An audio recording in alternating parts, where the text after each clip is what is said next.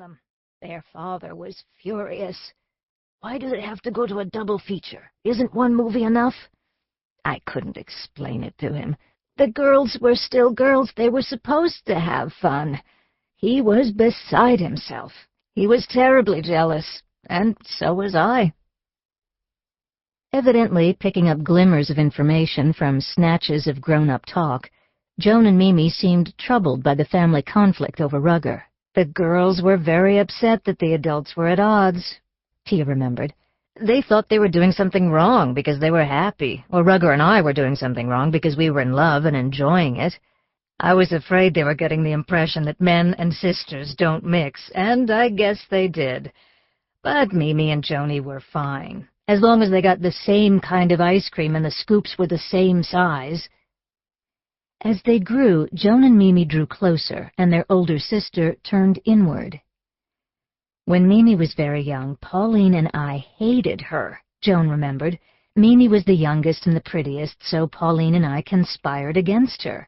That didn't last long. Pauline was a loner. When she was 11, Pauline built a treehouse and spent much of her time between school and sleep alone there. When Joan asked if she could play with her, Pauline replied, "Sure, you can be the daddy. Go to work. Bye."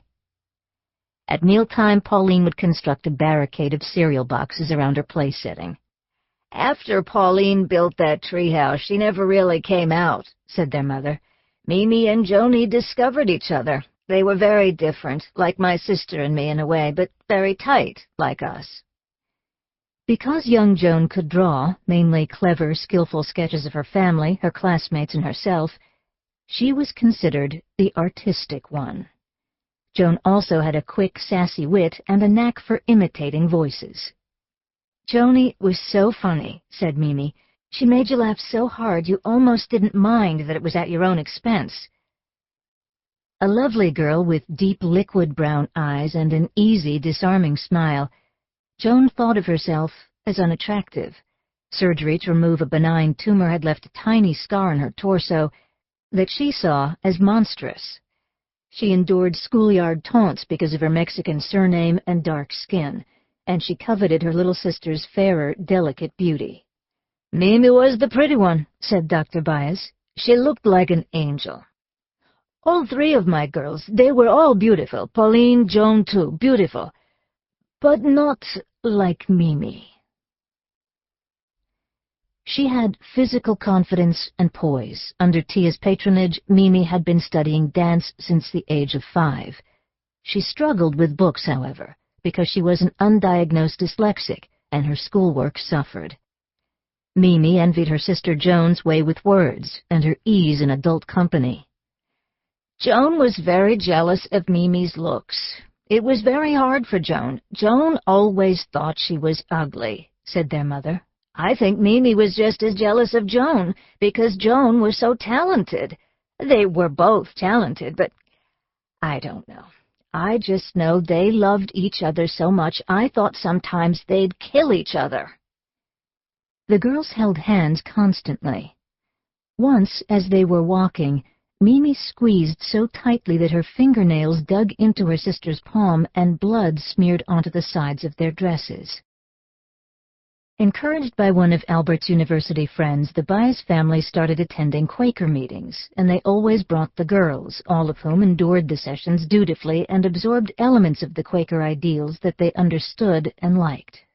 It was something we had to do, and it was a chore, Mimi would remember. But all three of us seemed to get the basic idea that peace was a good thing. We basically made faces at each other at the meetings. Still, one speaker succeeded in capturing Joan's attention, a small, frail, monkish fellow named Ira Sandpearl. Moved by his lecture on pacifism, Joan asked him for advice in applying his principles to her life. I asked him how I could learn to get along with my sister Mimi, Joan recalled. She was very beautiful, and we fought all the time. It seemed so endless and unkind. Ira said to pretend that it was the last hour of her life, as he pointed out it might well be. So I tried out this plan, and Mimi reacted strangely at first, the way anyone does when a blueprint is switched on him without his being consulted. I learned to look at her and as a result to see her for the first time, I began to love her. All three girls showed interest in music. Pauline had taken some piano lessons and had practiced regularly, but froze when it came to playing for her teacher. She and Joan, who had also studied piano briefly, both learned how to play the ukulele from a Stanford colleague of Albert Baez, Paul Kirkpatrick. He taught Joni and me the same thing on that ukulele, the same day, remembered Pauline. I became so concerned in doing my little 3 chords correctly. I didn't want anybody to hear me at all until I had it perfect. And Joni picked up the thing and just started strumming away. And if the chords weren't quite right, it didn't matter. She played it for the people right off, you know. And then she just went on playing because everybody clapped and cheered and said, "Oh, isn't it great?" And me, I kept practicing my 3 little chords until they were perfect.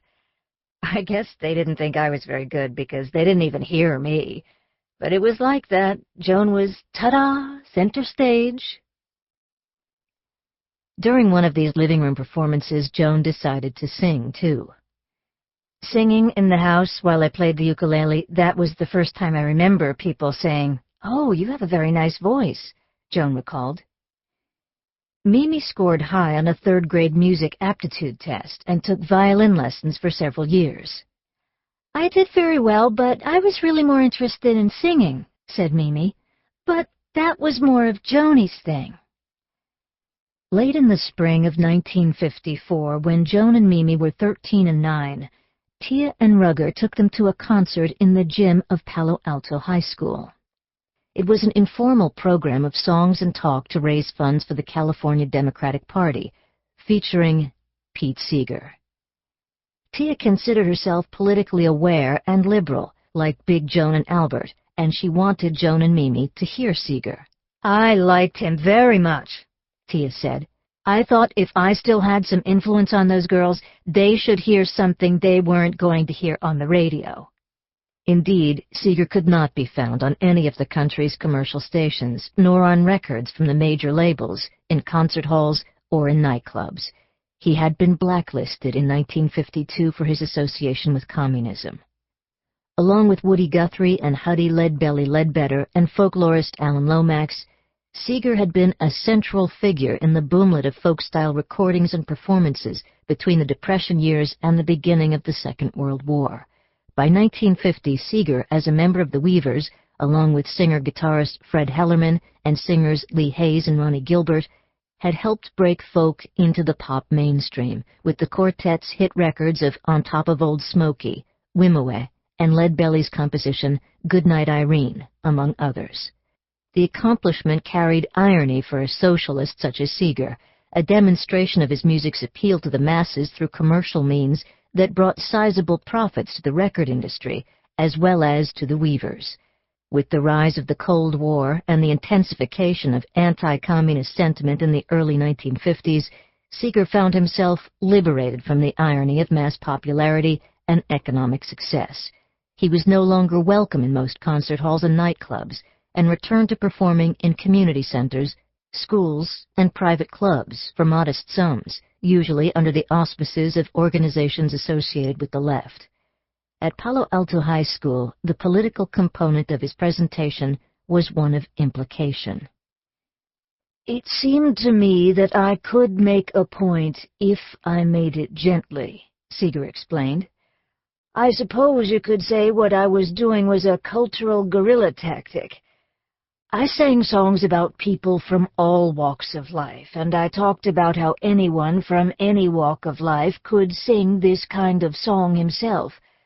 What I was getting at was the idea of flip-flopping the power structure, so every individual had some power, rather than all the power being centered on a few organizations, or just one. I said, sing with me. Sing by yourself. Make your own music, pick up a guitar, or just sing a cappella. We don't need professional singers, we don't need stars. You can sing. Join me now." The idea surely ran counter to the prevailing cultural tenets of glamour and professionalism.